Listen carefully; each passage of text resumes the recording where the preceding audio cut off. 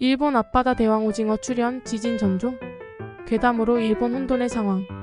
심해어 잡힌 뒤엔 지진 속설. 전세계 언론 떠들썩한 보도에 후쿠시마 주민들은 트라우마 해양 전문가, 과학적 근거 없다. 일본 앞바다에 대왕오징어가 나타났다. 대지진 전조인가? 지난번 일본 후쿠이현 오바마시에서 대왕오징어가 산채로 발견됐다. 심해에 사는 대왕오징어는 죽은 상태가 아니면 수면 위의 모습을 잘 드러내지 않기에 전 세계 언론은 관련 기사를 보도하며 일본 대지진설을 제기하고 있다. 일본에는 대왕오징어 같은 심해어가 산채로 잡히면 지진의 전조 현상이라는 속설이 있다. 이번에 발견된 대왕오징어의 총 길이는 3m, 몸통 길이는 1.3m, 무게는 80에 달한다. 물론 일본 앞 해안에서 대왕오징어가 발견된 게 이번이 처음은 아니지만 파장이 일고 있는 것은 지진이나 쓰나미가 올지도 모른다는 공포 때문이다. 실제로 지난 2021년 1월 일본 시마네현 이즈모시 인근 앞바다에서 몸길이 4.1m, 몸통 길이 1.67m, 무게 170에 달하는 대왕오징어가 산채로 잡혔다.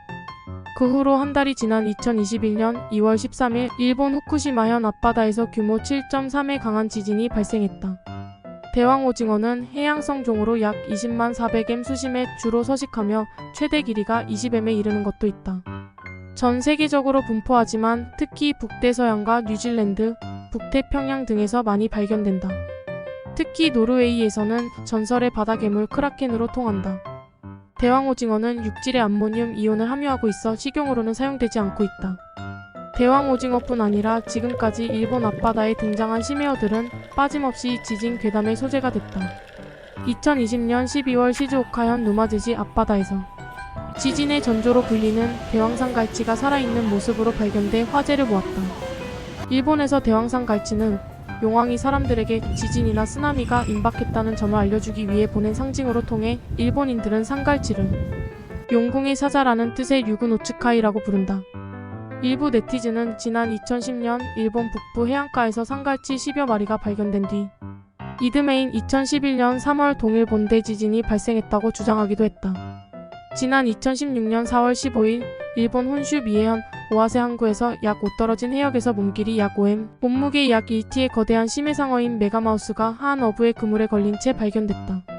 이 상어의 포획 시점은 일본 규슈 구마모토현에서 각각 규모 6.5와 7.3. 지진이 발생한 14일과 16일 사이였기에 일본 네티즌들은 메가마우스가 지진을 미리 감지하고 해수면에 올라온 것이라는 의견을 내놨다. 전 세계적으로 관련 괴담이 돌자 일본 해양 전문가들은 심해어가 나타나면 지진이 발생한다는 속설은 과학적 근거가 없다는 연구 결과를 내놨다. 2019년 일본 도카이대와 시즈오카 현립대 연구진이 미국 학회지에 발표한 연구 논문에 따르면 지난 1992년부터 2011년까지 20년간 일본 근해에서 심해어가 목격된 뒤 한 달 이내 지진이 발생한 경우는 8%에 불과했다. 누군가는 지진 괴담을 보며 가볍게 웃어넘기거나 화제성으로 소비한다.